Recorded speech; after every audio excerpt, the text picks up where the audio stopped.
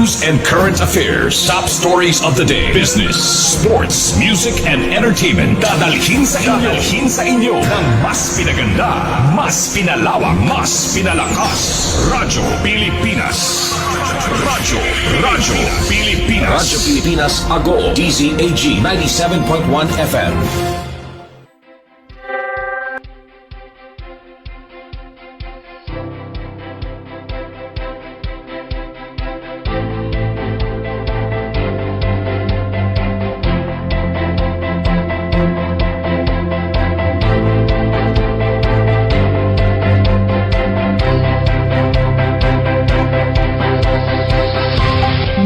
Pagpalang umaga mga kabasa, live mula DMMMSU, South La Union Campus, Main Library, Agoo, La Union. Sabay-sabay nating tunghayan at pakinggan ang programang Hatid ay Kaalaman. Inihahandog sa inyo ng DMMMSU at 97.1 Radyo Pilipinas Agoo. Ito ang Library on Air.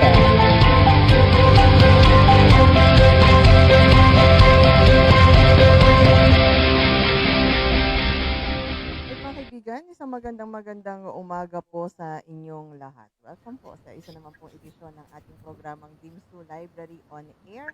Atid po sa inyo ng DMMMSU-SLUC at ng DZAG, Radyo Pilipinas Agoo. Ngayon po ay araw ng Biyernes, October 8, 2021. Ito po ang inyong lingkod, Charity Jimenez Prianeza mula po sa DZAG, Radyo Pilipinas Agoo.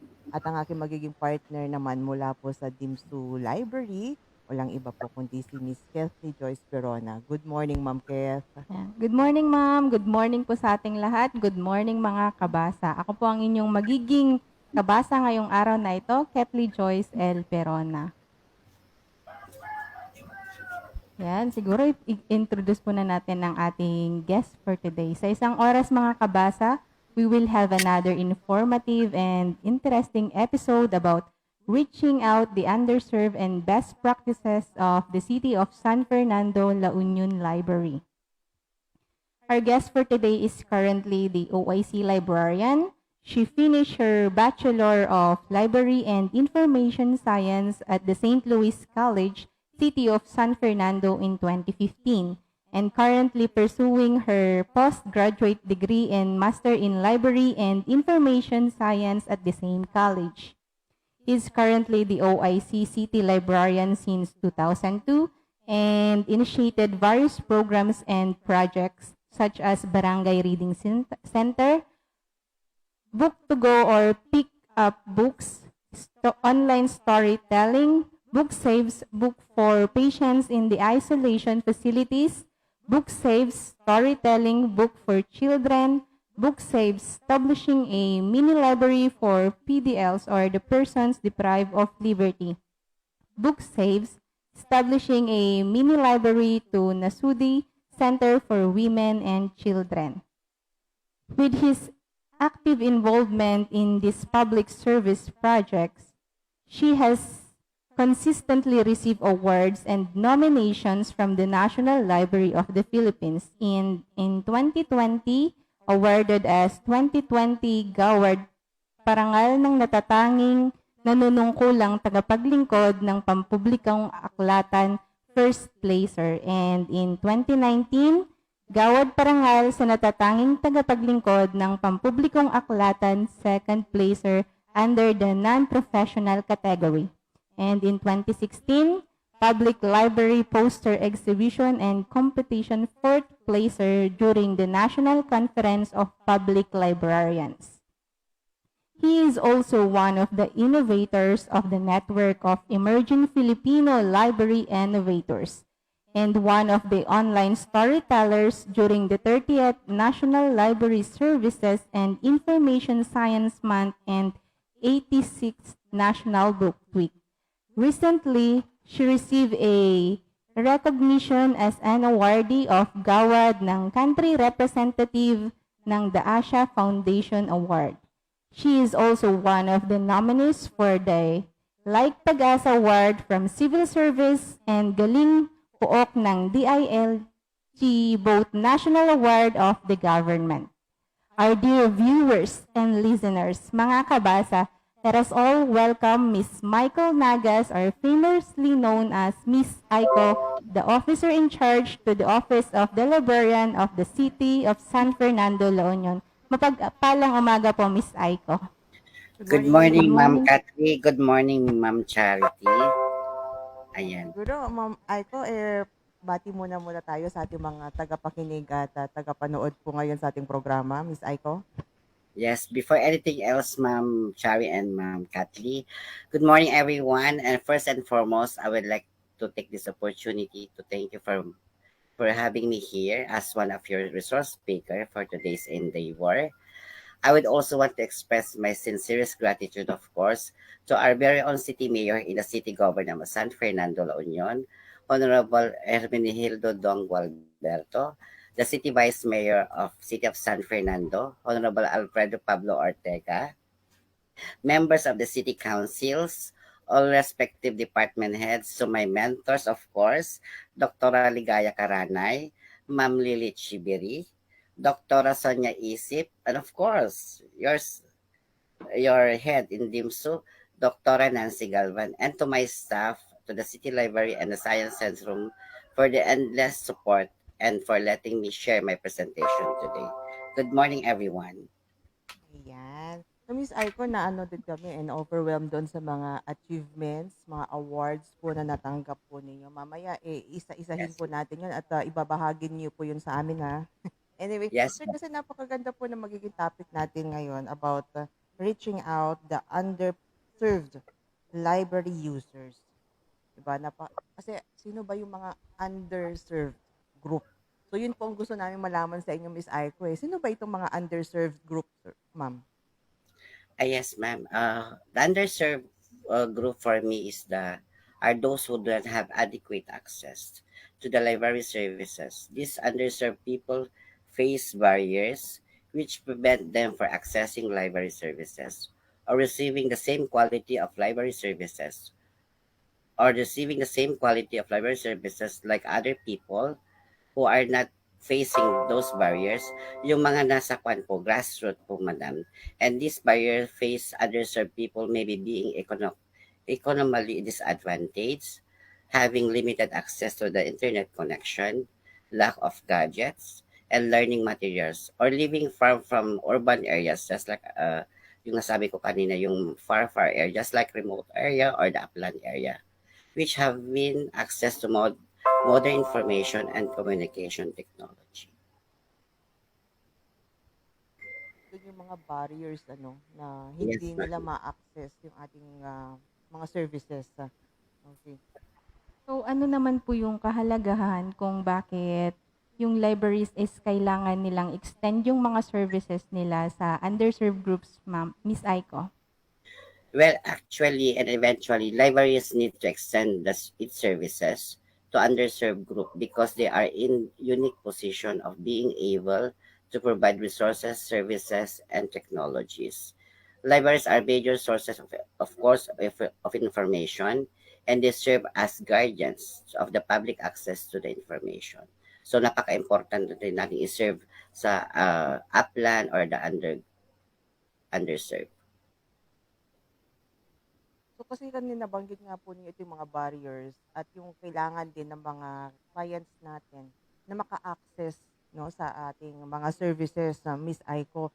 Well, siguro maganda ding maibahagi natin, Miss Aiko, yung mga programs, projects po ng City Government of San Fernando regarding po na ma-serve din natin o ma-reach out din po natin yung mga underserved group po.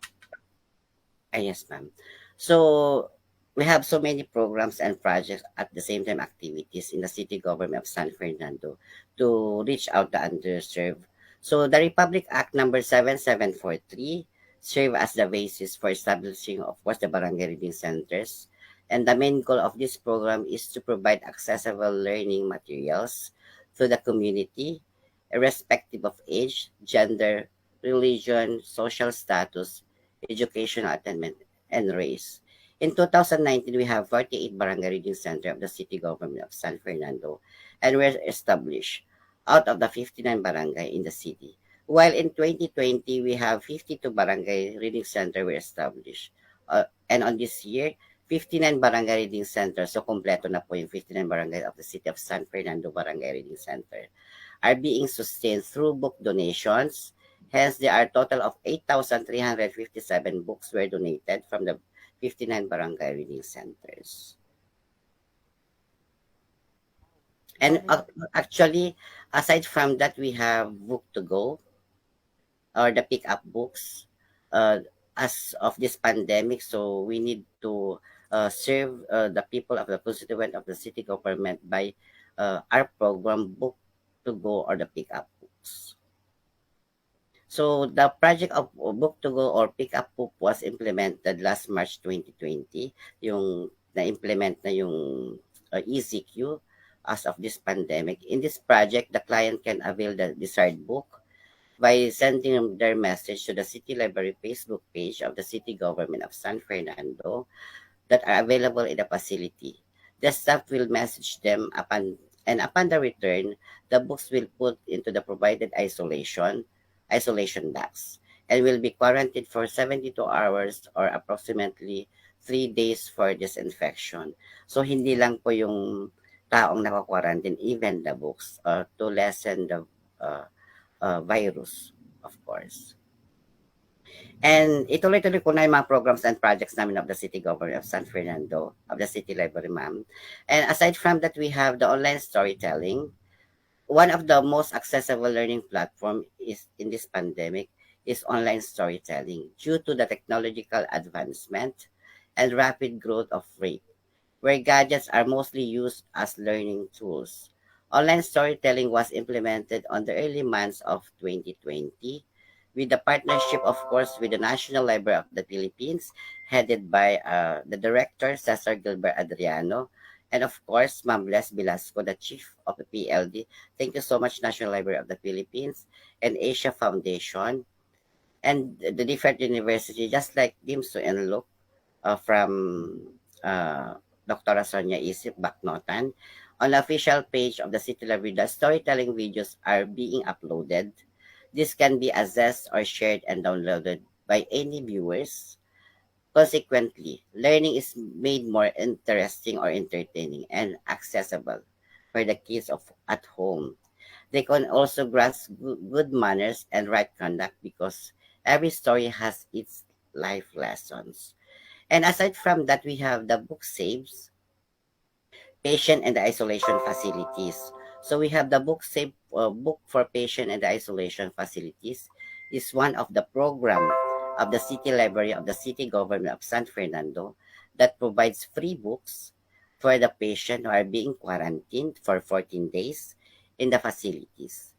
These books are storytelling books, alphabet picture books, the fiction books for the adults, and that can be utilized for their free time. The National Library of the Philippines and the Philippine Information Agency lauded this program as best practice of the City Library of San Fernando, La Union, to the new normal setting. It was recommended to cater all sectors of the community.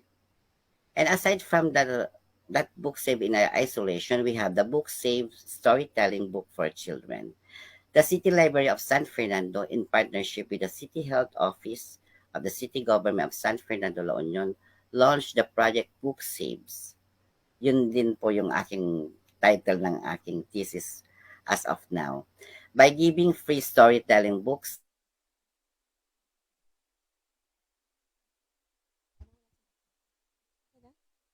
who are being quarantined in the isolation facilities. These projects, in accordance with the celebration of 37th National Children's Book Day, to uphold this project. The City Library aimed to have its second wave by donating books to the children age 5 to 11 years old, reaching the 59 barangays of the city of San Fernando. In line with the celebration of the National Library Month and the Children's Month dated November 23, 2020, the City Library launched the second leg of this project that intends to help children and nurturing their intellect through reading. This is a big help to the Department of Education and to the parents. We had the 2,773 storytelling books were purchased from Adarna Publishing and were distributed to the 59 barangays of the city government of San Fernando. And each barangay had received 47 storytelling books. And aside from that project, we have the Book Saves establishing mini library for person deprived of liberty in the city jail. So the third leg of the city library project of Book Saves gives birth to establishment of mini library in a city jail. Its goals to cater person deprived of liberty by providing free books for them. This project is deemed as the city library extension work for the PDLs at the city jail. This serves as an aid to the national government to have the breakthrough or knowledgeable community by educating the PDLs through reading and by extending library services to confined places such as the city jails. Ang dami naming programs, ma'am, no, as of this pandemic. So, nasusustain namin yung mga program services namin of the city library of the city government of San Fernando. And aside from that, we have the Book Save establishment of mini library at Nasudi Center for women and children. The establishment of mini library at Nasudi Center for women and children is another Book Save project of the city library. The aim of this project is to educate the beneficiaries of Nasudi who are victims of domestic of Nasudi abuse, exploitation by giving them books and other learning materials for their intellectual growth and nourishment.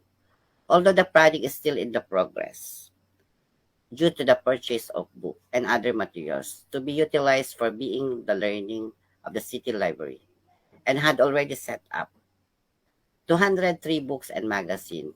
This project is partnership, of course, with the social welfare and development of the city government of San Fernando, province of La Union, and its target are children aged 0 to 12 years old and women in Nasudi. And aside from that, what of course, yung nabanggit niyo po kanina, Ma'am Kathleen and Ma'am Charity, member po ako ng Emerging Filipino Innovators. In the entire Philippines, I was chosen as one of the innovators, the representative of La Union and Ilocos region. The NEFLI is a 3 years leadership training program for the public librarians in the country. It was adopted by ENELI, the International Emerging Library Innovators, which one of the global libraries initiative. The Public Libraries Division of PLD, headed by Ma'am Blas Velasco, implemented this leadership training program that involves public librarians in the country and other interested participants to leverage appropriate solutions that will enable the public library leaders to share a common vision for economic, political, and socio-cultural development, and of course the integration, particularly focusing on the strengthened capabilities of public librarians in the country. Kasama ko po dyan, Madam, si from Pangasinan, si Ma'am Merly Zambrano, and Ma'am, may kasama pa po yan. Aside from the in Region 1, tatlo po kaming napili for the NEFLI program. And this pandemic, of course, what are the challenges encountered by the library? Marami po, Madam. So since this immemorial as pandemic, the libraries have been beacons of hope and pillars of education.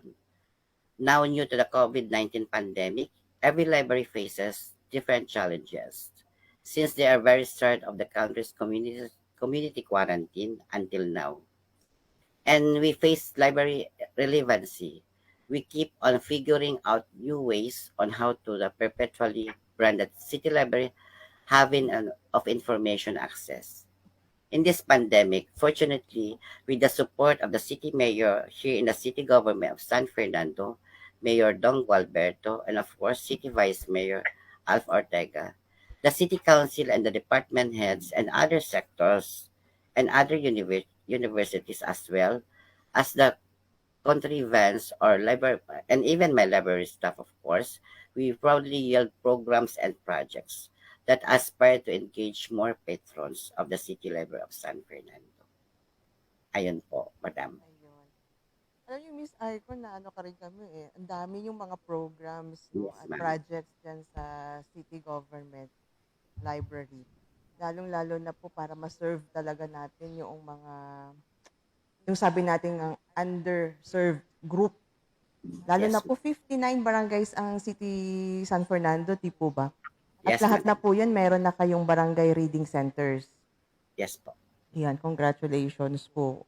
And alam mo, Miss Aiko, gusto rin namin malaman paano natin ito nasusustain. Kasi sabi nyo, nasusustain natin, di ba, yung mga programs po natin. Para rin po sa kabatiran din po ng ating mga listeners and viewers and other libraries na gusto ding malaman yung mga techniques, yung mga strategies ng City Government of San Fernando Library para masustain din po yung mga programs and projects po nila, lalo na po sa mga extension programs. Yes, ma'am. Well, of course, much better siguro with the partnership. Partnership with all the sectors, just like different universities, different agencies as well, and of course with the help, of course, of the mayor, the vice mayor, the city council, and all the city department heads. Yun yung parang kwan po namin. Technique at the same time edge para ma-sustain namin yung mga programs and activities of the Library of San Fernando with the partnership.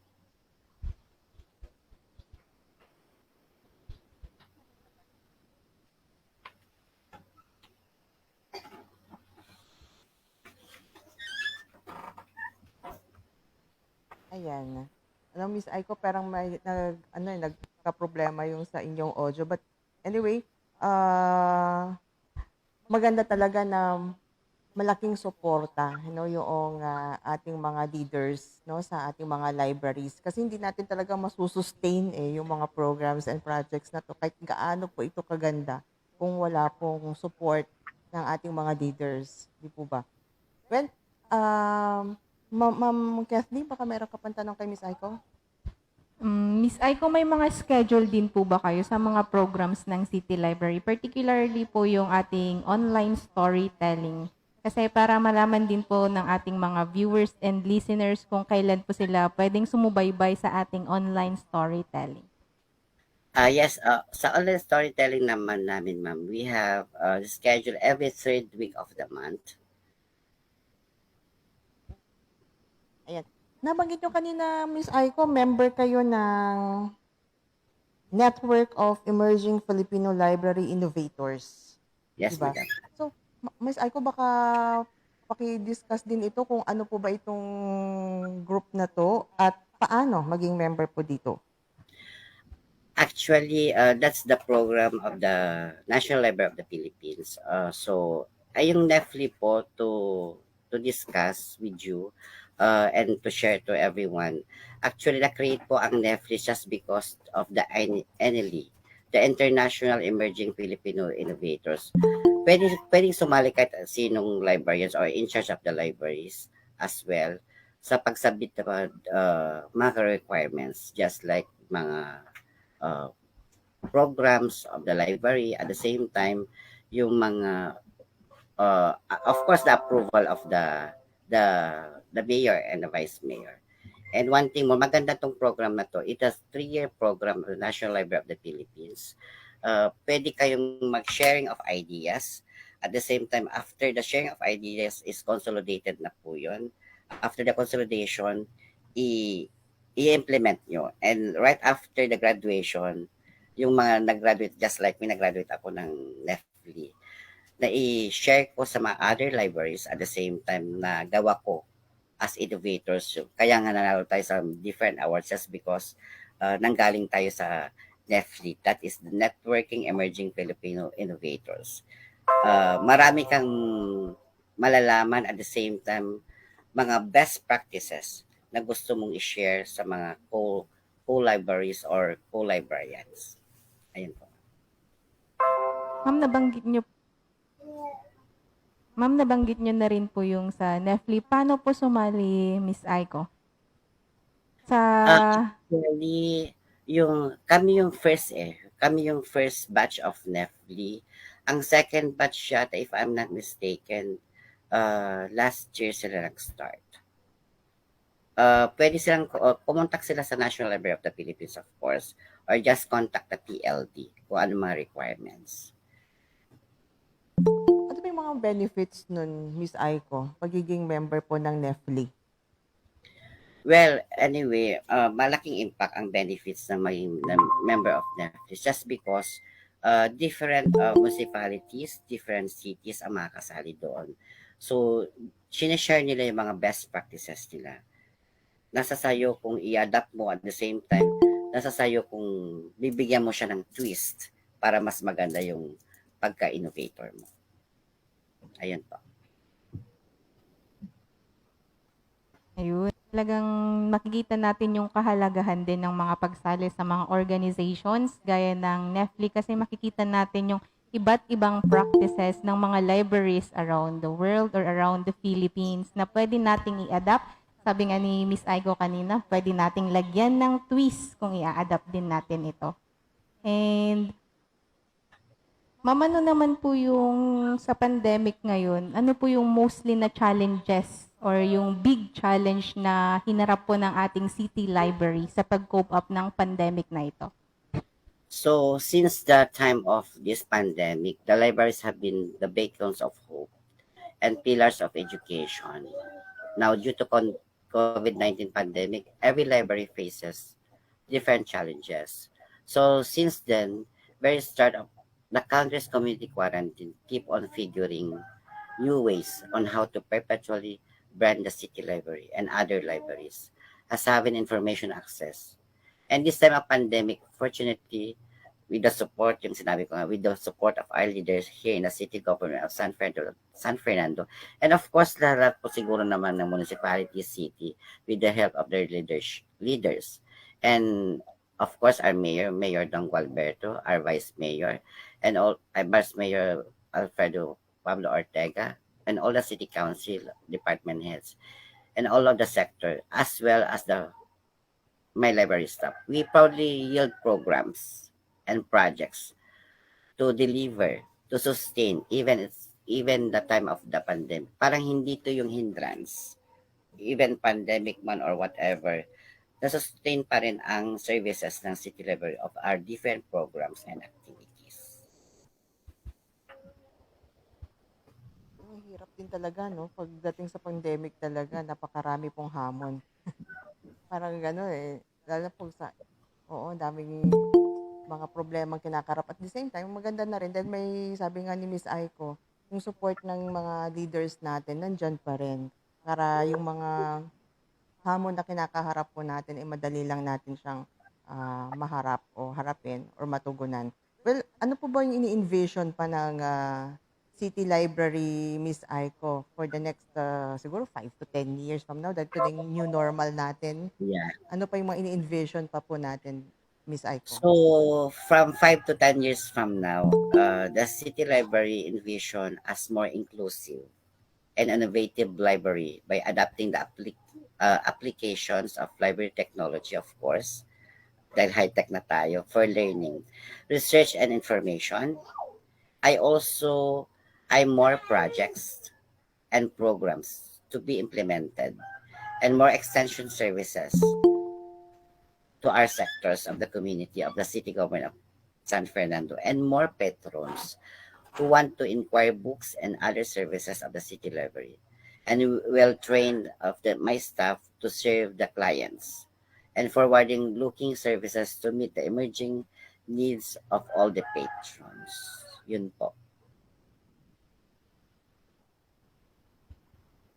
Minsan naisip natin, ang hirap din sa ating mga kababayan na magbasa. Di ba? Parang yung love of reading, Miss Aiko, parang nababawasan na o bumababa na. Diyan po ba sa City of San Fernando, paano nyo rin po na-assess yung ating mga kababayan po dyan? Yung kanilang desire na mag-read o magbasa para ma-increase o sabi natin nga, ma-improve natin yung love of reading.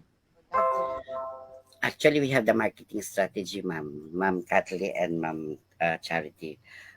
Lahat po naman is with the 59 barangay reading centers, chine-check namin kung may marami pong gumagamit the traditional, that which is the physical barangay reading center. Kasi as of now, mahilig na mga gadgets mga bata. Pero by giving or by letting them to read the books, marami pa rin, madam. So we have the feedback. So upon by assessment of the feedback, marami pa rin gumagamit ng mga books. And one thing more, kagaya nung if you remember, if you remember, Ma'am Charity and Ma'am Kathleen, nag-shutdown ang Facebook, IG.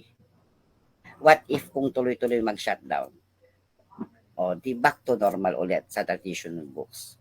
So malaki pa ring impact ang mga books para sa ating lahat.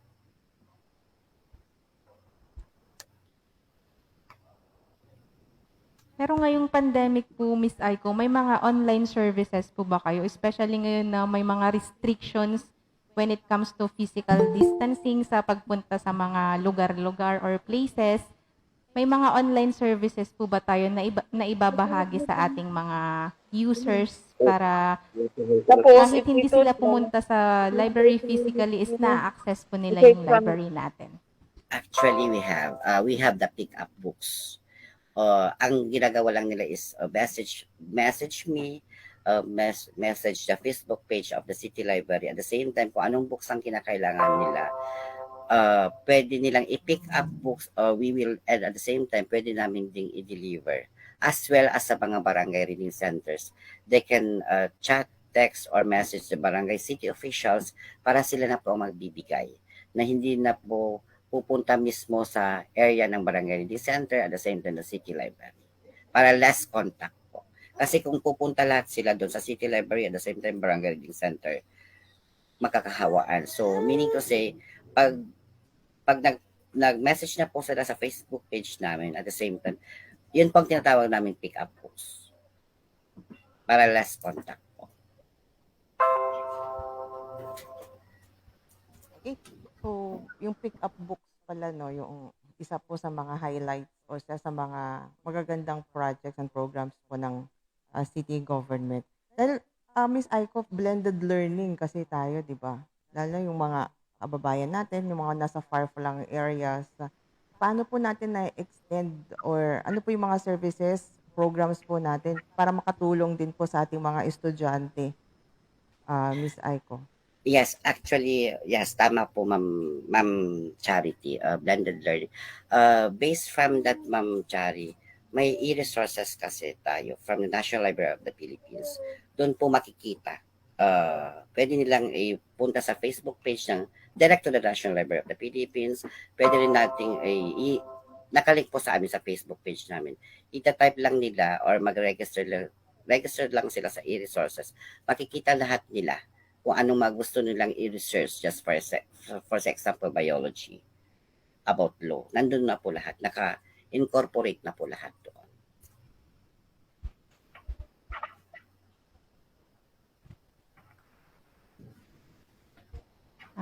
Miss Aiko, nabanggit nyo rin po kanina, nagkaroon kayo ng outreach sa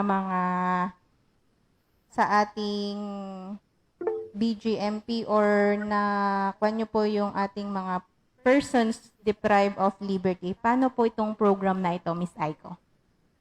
Actually, yan po yung third leg po namin ng outreach or extension program of the City Library of San Fernando, of course, with the help of our city officials.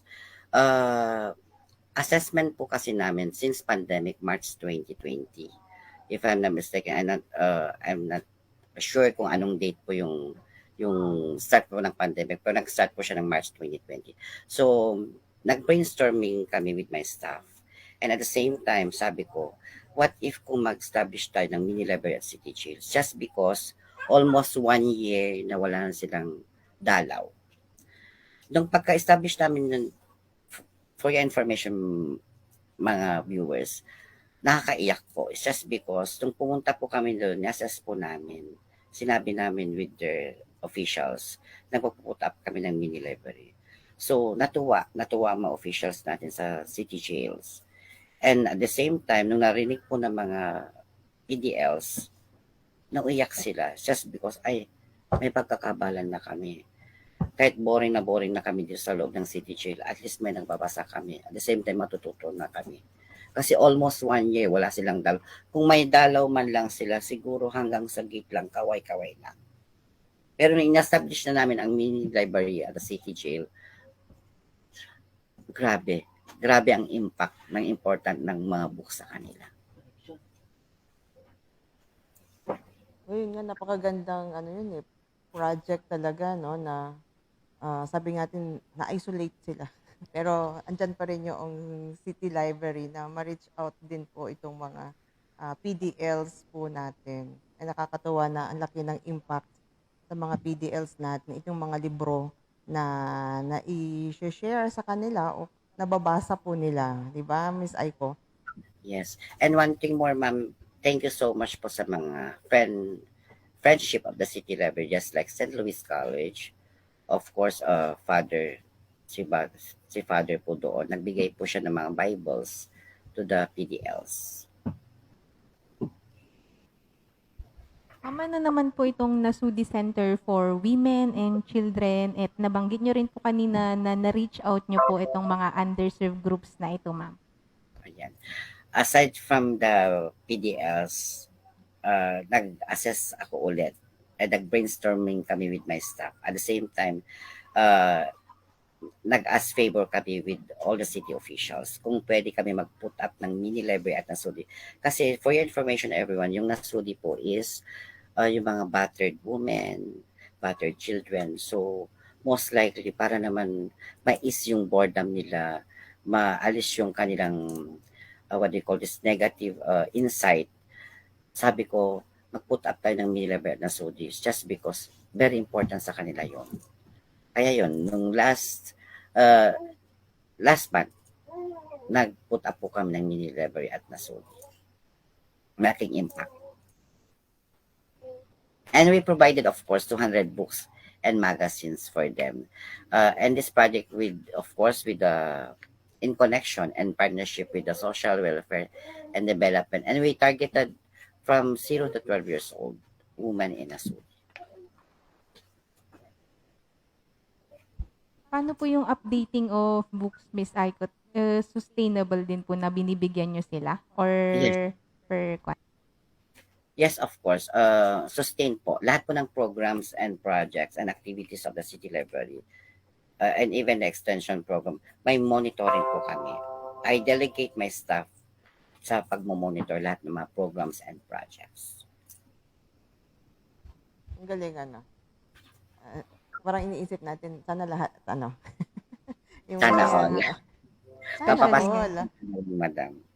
Pero, ayan, marami naman tayong mga LGUs, mga LCEs talaga na very supportive sa mga ganitong mga endeavors.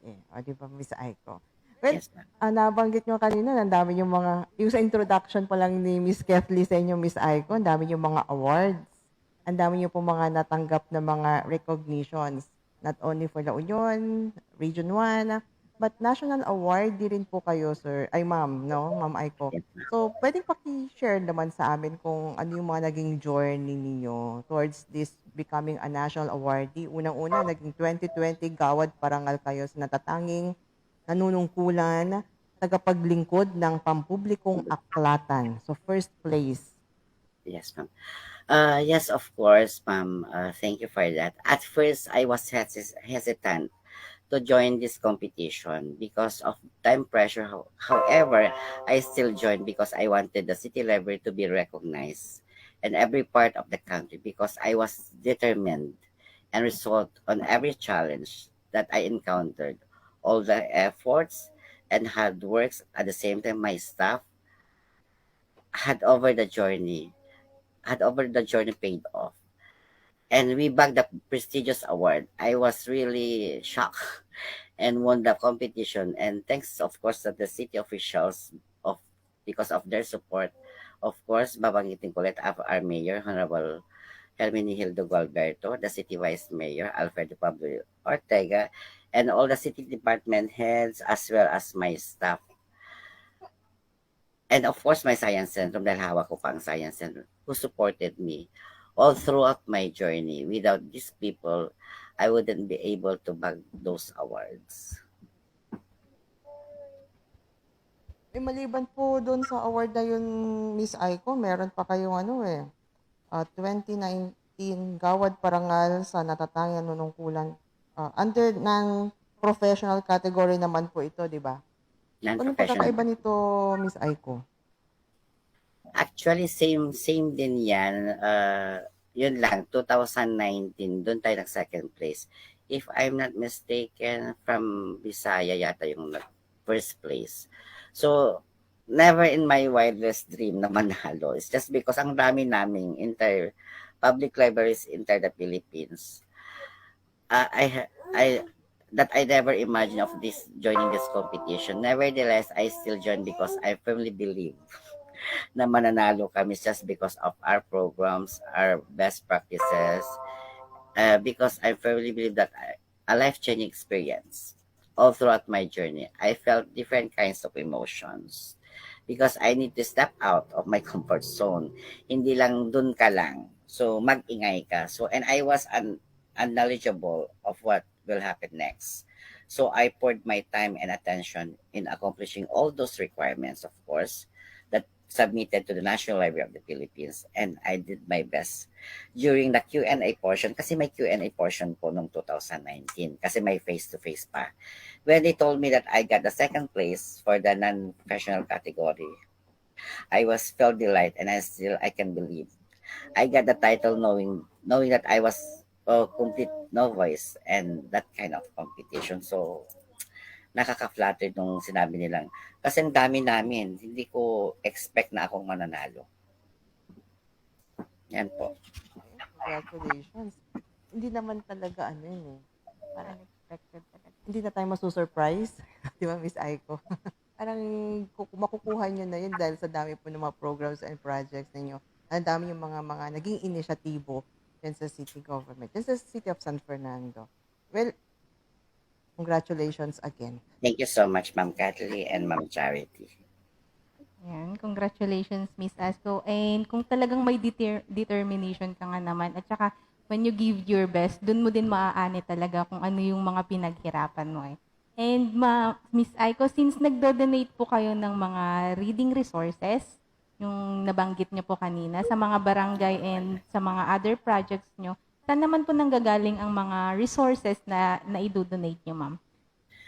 Actually, in the city library, we have the budget, of course. And based from our budget, hindi namin masusustain lahat kung magagaling sa budget namin. Kaya nga yung sinabi ko, it's just because of the partnership of the different universities. May mga donations po sila. Just like UST, Ateneo de Manila, UP, different organizations. Ayan po, St. Louis College, and yung mga gusto mag-donate, mga donations po mga galing, aside from the purchase books of the City Library of San Fernando. Para masustain namin, may mga donations po tayo. Marami rin tayong mga naging partners na Miss Aiko. Yes, ma'am. Para masustain nga itong mga programs and projects na to. Well, nabanggit nyo kanina, di ba, na lahat na po ng mga barangays sa San Fernando City ay naka-establish na po kayo, di ba, ng barangay reading centers. Well, yung mga locations po nito sa barangay hall po ba ito or may other building po? Most of them is sa within the barangay. Meron tayong, we have upland and lowland barangay reading centers. Kumbaga yung mga mabundok, talagang pinupuntahan namin, parang Baguio, talagang pinupuntahan namin to serve those services of the City Library of San Fernando, yung sa barangay reading centers. May mga criteria po ba kayo, Miss Aiko, kung anong barangay ang bibigyan ng mga libro? Yes, actually we have the assessment. Kung beforehand po kasi, before kami nag-establish ng barangay reading centers is we have to assess first the barangay. Kung yun po nangailangan ng, for example, their populations. Siyempre kung maraming population, marami din tayong i-donate. Siyempre kung konting population, medyo yun lang ang i-donate natin. Pero however, as of this time, as of this moment, equal na po. For example, yung isang barangay is 106. 106 lahat ng barangay rin isa para equal po ang distribution ng book. Para hindi rin sila magselos na Miss Aiko. Yes. Pantay-pantay. Well, kanina talakay nga na pagtanong namin ni Miss Kathleen kanina, kung ano naman yung mga books kaya, Miss Aiko, meron po ba kayong mga monitoring or evaluation kung ano yung madalas na libro or reading materials na nire-request or kinukuha or binabasa po ng ating mga clients dyan sa citizen? Yes. Yes, ma'am. Actually, I have monitoring staff. Naka-delegate yung monitoring staff ko doon. So, most likely, ang mga feedback at the same time, yung nakukuha nilang report through sa logbook po nila is almost ang kanilang nire-research is mga English or the English dictionaries po.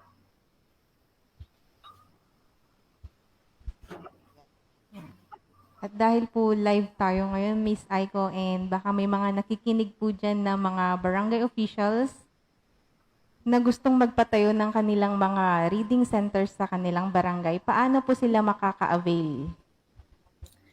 Or paano po nila masisimulan ang kanilang mga reading center, Miss Aiko? Actually, based from the Republic Act 7743, it should be dapat po, aside from the municipality, cities, it should be dapat may established din ang barangay reading centers. Yun po, may Republic Act 7743 tayo. And one thing more, kung wala po silang budget, of course, we have the partnership. And one thing more, hindi po mawawala dyan ang pinakatugatog or pinakapundasyon ng library, which is the National Library of the Philippines. Handa silang tumulong sa mga services natin sa barangay reading centers. Yun naman yung ating parang foundation. Malaki ang tulong din ng National Library sa mga gustong magpatayo din ng kanilang mga reading centers. Ganda ding malaman din ng ating mga listeners, ating mga viewers, especially po sa mga nasa barangay na gusto din nilang ma-establish itong mga reading centers na to sa kanilang mga nasasakupan o sa kanilang mga lugar. Well, Miss Aiko, maiba nga po tayo kasi sabi nga natin nagkukulang tayo ng mga librarians. Diba dito, lalo na sa Region 1, o entire the Philippines. Baka pwede po nating ma-encourage, ano po yung mga encouraging words na pwede po yung maibahagi sa ating mga estudyante na mag-take up din ng BLIS, Bachelor of Library Information Science, Miss Aiko. Actually, to tell you honestly, before hindi po naman akong library science graduate. My course before is AB Economics at the same time of BSOA, of Bachelor of Science Office Administration. So, para mabigyan ko lang ng my story is, ganito pong nangyari. Na-detailed ako sa library. So, sabi ko, kung nandito man ako sa library, so, ang ginawa ko, nag-live ako ng 2.5 years to finish my Bachelor of Library Information Science. So, ganun din ang gagawin ko sa mga, ima-market ko po ang this para ma-uplift ang knowledge ng mga isa't isa is to have a librarian each barangay reading center, each municipalities, each cities. Yun po, ima-market ko po sila kung how the important na mayroon tayong librarian as well. Kasi parang dun po talaga nagkakaroon ng discrepancy . Marami tayong mga reading center pero wala tayong librarian. So yun nga po, maganda na naibahagi ni Miss Aiko din yung journey niya sa pagiging librarian na hindi man siya nag-start officially na sa pagiging librarian is natutunan niya itong mahalin ng ating profession bilang isang librarian. And gaya nga po ng nabanggit natin kanina sa mga programs nyo, Miss Aiko, ano po yung naging motivation nyo para i-conduct tong mga program na ito? Well, anyway, it should be you have the dedication at the same time you have a good heart sa trabaho po para ma-attain, ma-realize, ma-adapt ang dapat mong i-serve sa mga constituents ng nasasakupan mo. Yun po. And at the same time, Madam, for information, may project po kami sa lahat po ng in-charge kasi hindi sila uh, librarian graduate, hindi sila nag-take ng BLIS as their course in barangay reading centers. So we have the program na ipupush namin hopefully early next year. And at the same time, with the help of the National Library of the Philippines and all the co-librarians in charge, na pwede kami magpa-seminar via virtual kung may pandemic pa. Sana wala na. By virtual para matrain po ang mga in charge of the municipalities, cities, and barangay reading centers. Even though hindi pa sila nakagraduate. Yan po. Okay, so yun. Well, dahil nasa pandemya nga po tayo at saka MECQ tayo ngayon sa San Fernando City, meron po ba tayong mga walk-ins pa dyan, Miss Aiko? Actually, based from the MECQ guidelines, should be dapat ang libraries, science centrum, museum is closed. Pero, syempre, kailangan nating masustain ang services ng City Library. So, yun nga sabi ko nga, we have the pick-up books. At the same time, we have the e-resources that will, they can text us, message us on a Facebook page para ma-deliver namin ang mga services namin through the constituent of San Fernando para less contact po.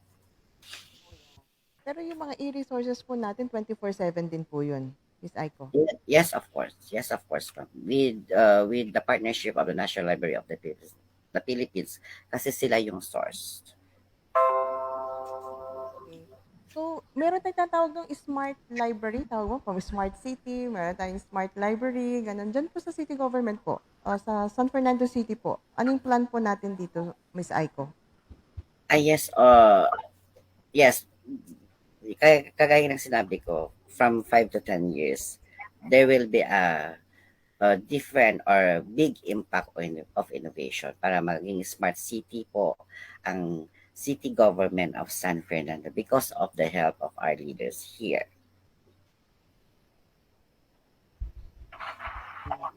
Yung lang tayo sa ating oras. Parang bilis, no? Parang more innovation, mas maraming innovation para maging smart city ang city government of San Fernando just because of the help of the city library. At the same time, ma-uplift po ang impact ng education dito sa city government of San Fernando. Pero not only here, entire the world. Kasi, for your information, Ma'am Kathleen and Ma'am Charity, kami pa lang ang what do you call this, have the program to the book isolations. Meron, pero ewan ko kung si Sir Michael Pinto, if you know Sir Michael Pinto, yan, energetic yan, napakagaling yan. They have their book isolation din, pero sa hospital po. So sa amin yung city government of San Fernando, we have more isolation. So yun po yung isa po sa one of the best practices of the City Library of San Fernando as of this pandemic. Congratulations po, Miss Aiko. Pero may plano rin po ba ang City Library natin na mag-open ng 24/7? Parang kasi ito yung parang nagiging trend ngayon ang pag-open ng mga libraries 24/7. May plano rin po ba ang ating City Library, Miss Aiko? Thank you for that question. I hope nanonood pa mga city officials namin para mabigyan nilang pansin na maging 24/7 ang city library. Well, anyway, we have planned for that. Assess lang namin kung anong mga services aside from as of now, pandemic po tayo. Hindi naman po tayong mag-open 24/7 as of going to the city library. Siguro, pwede po namin i-assess kung wala na pong pandemic. At the same time, even though kung pandemic pa rin, we have to serve 24/7 by the technology, by the e-resources. Pero kung walang pandemic, sana wala na. We have to talk to our city officials kasi talagang importante maging 24/7 po ang mga libraries at the same time barangay reading center. Hindi lang siguro city library, even barangay reading center kung mabibigyang pansin. At the same time, yung nga, i-assess na namin po. Yun. Tama nga naman kasi syempre lalo na pandemic talaga, yung mga barangay reading centers natin, malaking impact ito dun sa ating mga kababayan na nasa barangay mismo, nasa grassroots areas. Well, Miss Aiko, nagkukulang na talaga tayo sa ating oras. Baka meron pa po kaming hindi na itatanong na mahalaga din pong may bahagi po sa ating mga viewers and listeners bago po namin kayo bitawan or for your message. Baka mayroon pa po kayong ibang may babahagi po, Miss Aiko. Yes, ma'am. Aside from the award yung 2019, second place, first place. Ngayong 2021 po nakuha tayo ng award. Combination po yun, national and international. 2021 gawad ng Country Representative ng Asia Foundation. For having this award is a blessing in disguise because based from the post of the National Library of the Philippines before, but unexpectedly they had a suspenseful announcement that they choose me to be the first national and international awardee of 2021 gawad ng Country Representative ng Asia Foundation. I couldn't find the exact word to perfectly express my feelings for that, of my joy and gratitude for this another blessing. Tayo po yung napili ng gawad Country Representative ng Asia Foundation. Siguro kita nila yung mga programs na kakaiba na malaking impact sa mga libraries. Kaya po, tayo ang nanalo. First award po ng National Library at the same time combination for the Asia Foundation ng Gawad Country Asia ng Foundation 2021. Tayo yung first po. Congratulations. Marami yan matatang magbe-benchmark sa City Library, Miss Aiko niyan, ano? Meron din silang gusto ding malaman ng mga best practices pa ninyo Yes. dyan. We can share our best practices, madam. Maraming salamat, Miss Aiko. Baka may message din po kayo sa ating mga tagapanood. Ayan. Sa mga kasama kong mga in charge of the libraries, in charge of the barangay reading centers, in charge of different municipalities, in charge from a different province. Ayan, mahalin nyo lang trabaho nyo. Mag-focus lang po kayo. And at the same time, it should be you have the good heart to serve the people of your constituents. Yun lang po.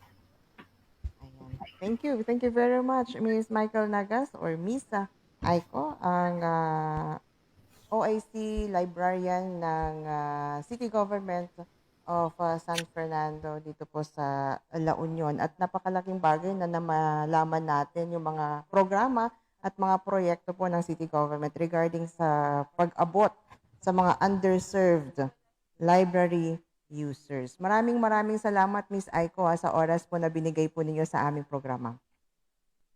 Thank you so much, ma'am. Okay?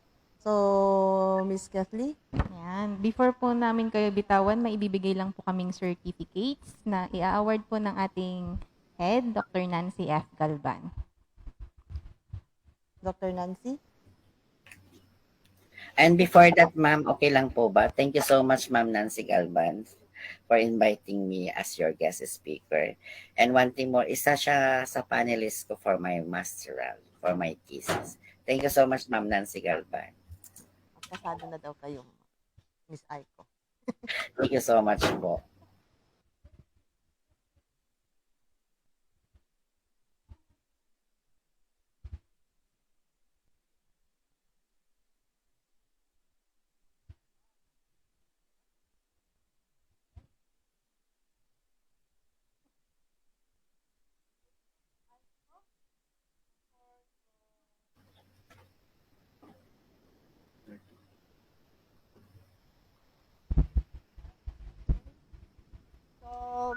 we end our library on air today, we just want to thank you for yung pagbigay ng invitation namin for your time kasi alam namin na you are too busy at marami kang ginagawa dyan sa City of San Fernando. But anyhow, we will be giving you an e-certificate signed by our University President, Jaime Ipac Manuel Jr. And I just want to read the text, no, Miss Aiko. Thank you, ma'am. Napakaganda ni Ma'am Nancy. Don Mariano Marcos Memorial State University, sa Pilang, Bacnotan, La Union, Integrated Library System presents this certificate of appreciation to Mr. Michael Nagas, OIC City Librarian, City Government of San Fernando, La Union Library, for sharing his invaluable knowledge and expertise on the topic Reaching Out the Underserved and Best Practices of the City of San Fernando, La Union Library during the DMMMSU Library on Air program at SLUC, Agoo, La Union, given this 8th day of October 2021, signed Dr. Jaime Ipac Manuel Jr., University President. We congratulate you, Ms. Aiko, for this certificate. Thank you so much po. Thank you so much, ma'am and sirs.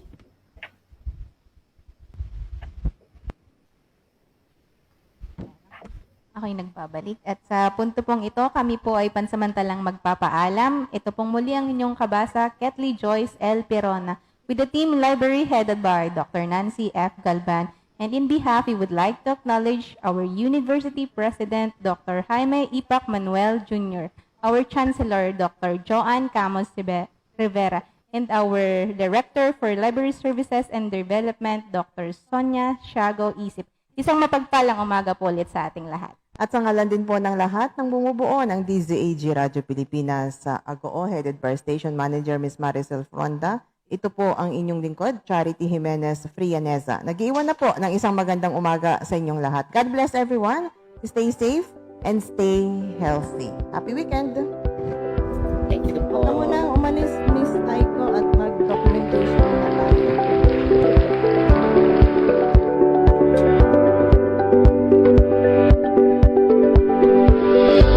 Inyong napakinggan, usapang kaalaman mula sa silid-aklatan ng Don Mariano Marcos Memorial State University, South La Union Campus, SLUC Library, the storehouse of knowledge, library on air. Muli nyo kaming samahan sa susunod na Webes at Biyernes, alas 10 hanggang alas 11 ng umaga para sa panibagong kaalaman. Dito lang sa 97.1 DZAG Radio Pilipinas, Agoo.